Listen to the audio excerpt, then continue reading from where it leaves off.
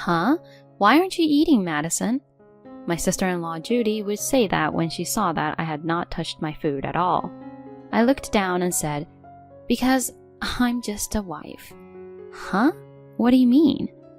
Judy asked me for more details, and I told her the facts about the situation that's been going on.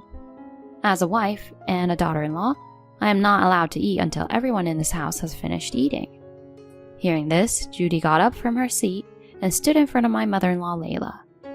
"Mom, just get out of this house. My name is Madison. I am a 30-year-old housewife. I have been married to my husband, Carl, for 3 years. I am currently busy raising our 2-year-old child and working part-time. But my husband and I get along very well, and we enjoy watching our cute child grow up together. My husband works hard every day and earns enough for the family. I think my relationship with my husband is good because I can respect him in that way. We are living happily like that, but I have one problem. And that problem is my mother-in-law, Layla. Our house is very close to our parents-in-law's house, and it only takes about 10 minutes to get there by walk. Therefore, my mother-in-law calls me over for her own convenient reasons. She asks me to do things for her, such as finding the remote control for the TV, washing the dishes because they are piling up, or doing something for her because she doesn't know how to use her smartphone. She treats me like a handyman or her personal housekeeper. I can forgive her for doing this if this happens once in a while. However, Layla calls me almost every day, sometimes twice in one day. To be honest, it's a huge hassle. Besides, Layla is not in need of nursing care, nor is she physically disabled. She is perfectly healthy. That's why I would like her to take care of all these things by herself. However, Layla does not care about such things and calls me over to her house and uses me while bullying me around. By the way, unlike Layla, my father-in-law Nathan is very kind. However, Layla always calls me over when Nathan was not around. And before Nathan would come back home, she would force me out of her house. Since she was so persistent and it was hard to deal with her every time, I discussed my husband about it.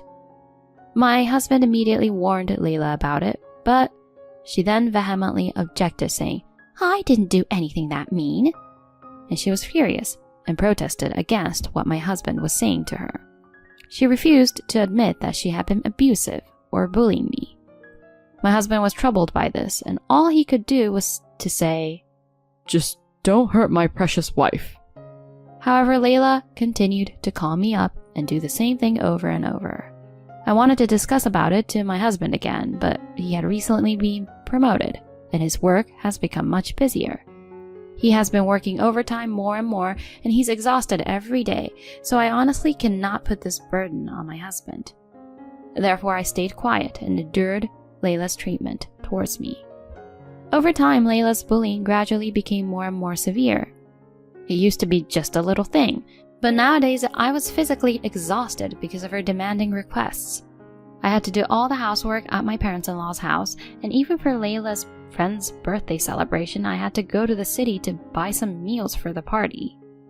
I am exhausted every day, and I am always Layla's slave on the days I don't have a part-time job.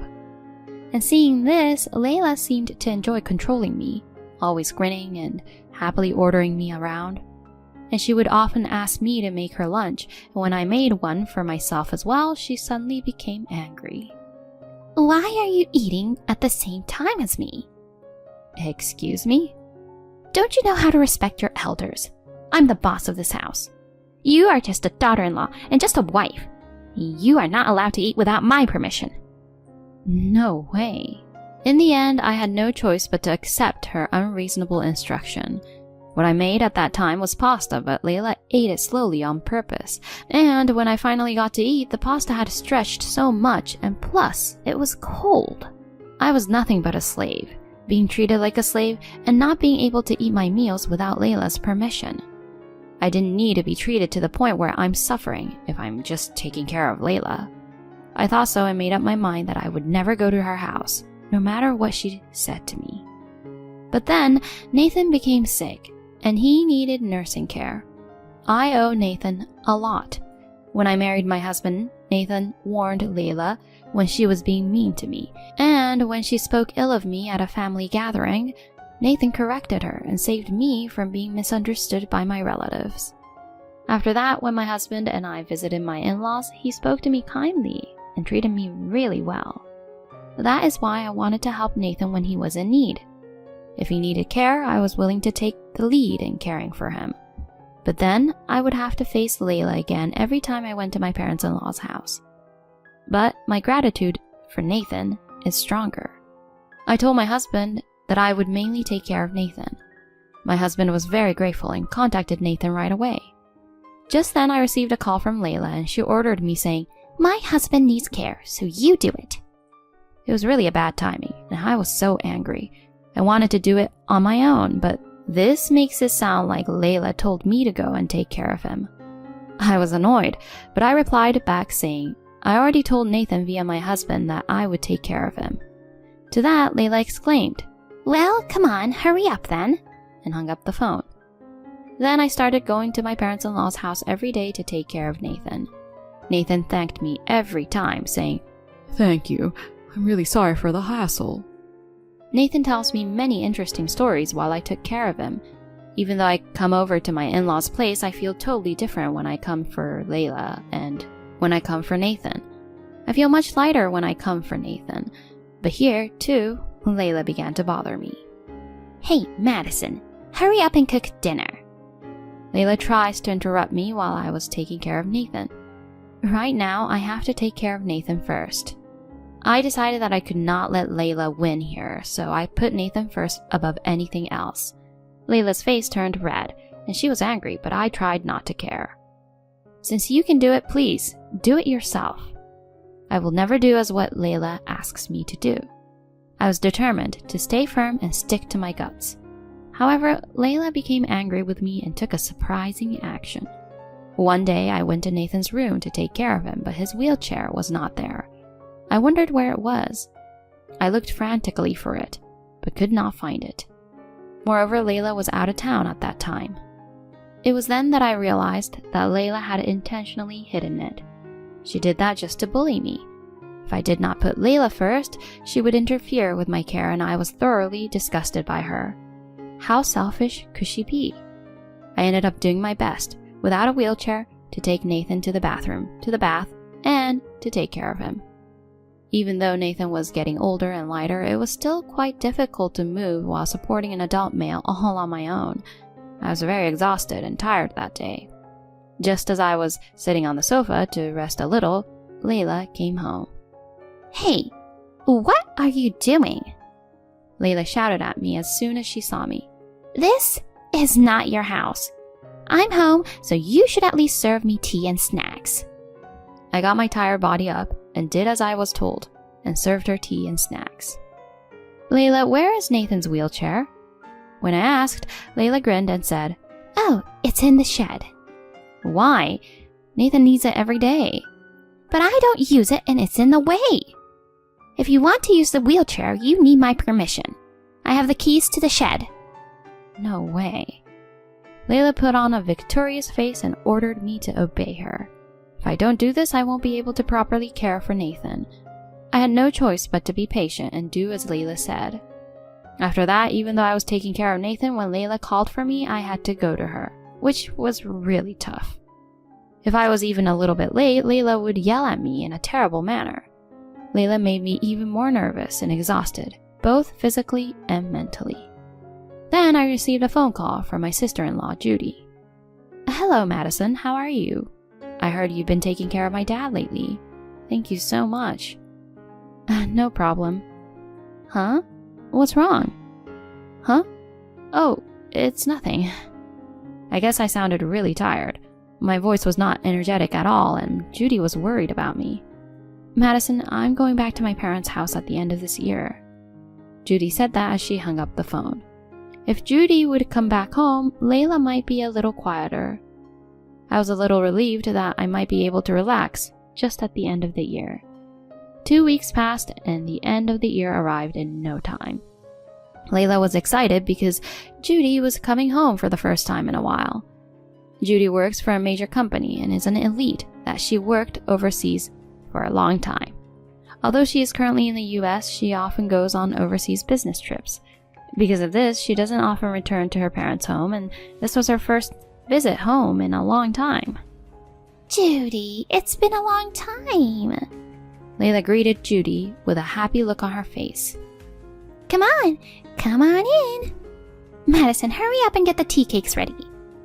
Layla would say that and immediately order me around. Then Judy said gently to me, Madison, don't worry about me. Your priority is Dad.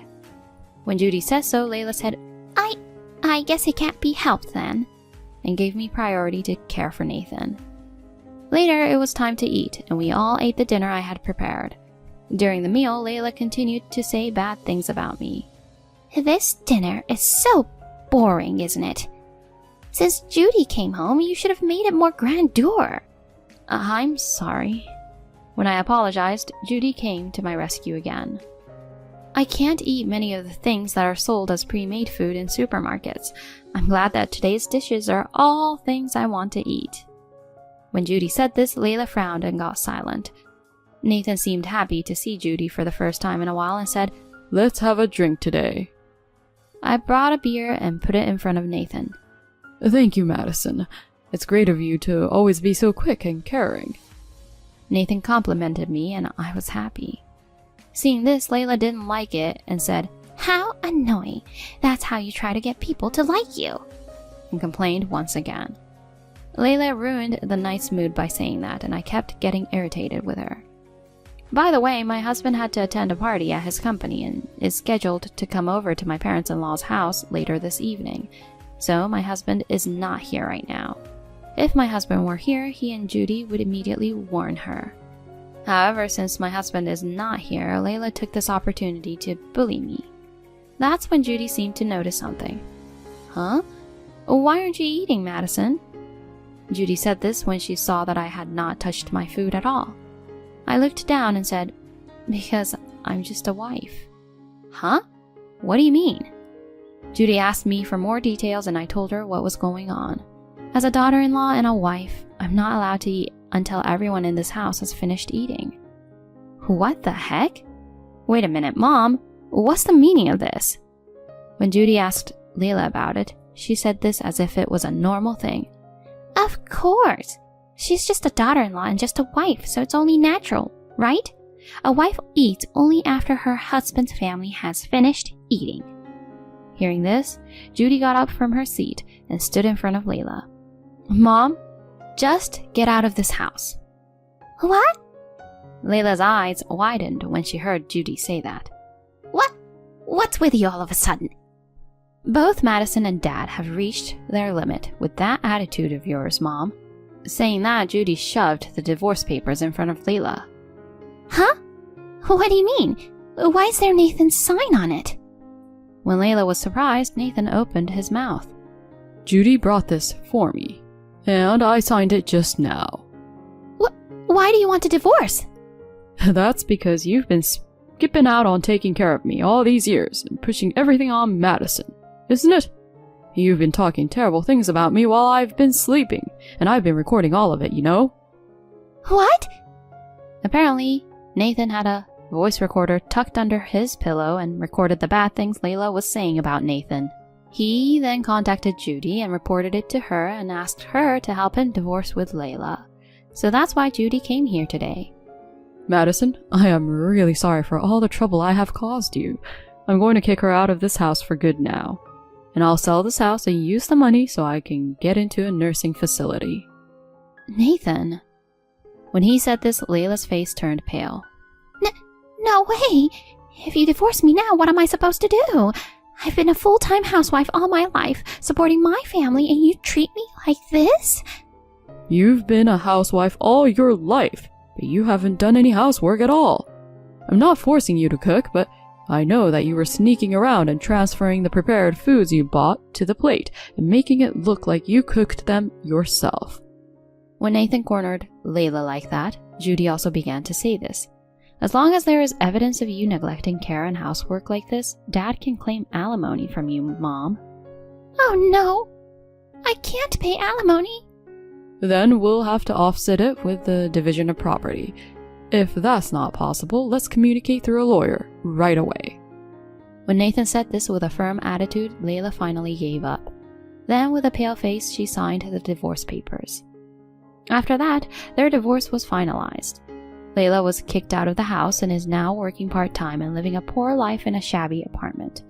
Nathan sold their house and went into a nursing care facility. My husband and daughter and I often visit Nathan at the facility.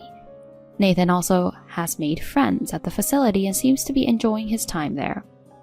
When my husband found out that Layla had treated me in such a way, he apologized to me and said that he would file a claim for alimony for the emotional distress she had caused me. My husband's friend's lawyer helped me and I was able to get Layla to pay me alimony. My husband said, I'm sorry I've been so busy that I haven't been able to handle this properly, but I wanted you to discuss to me instead of keeping it to yourself. I reflected on this incident and decided that I would definitely talk to him about any issues that might arise in the future. Still, I am glad that I am free from Layla now. From now on, I will concentrate on my life with my husband and daughter and try to spend happy and joyful days. Thank you for watching until the end. If you enjoyed the video, please subscribe to our channel. See you in our next video.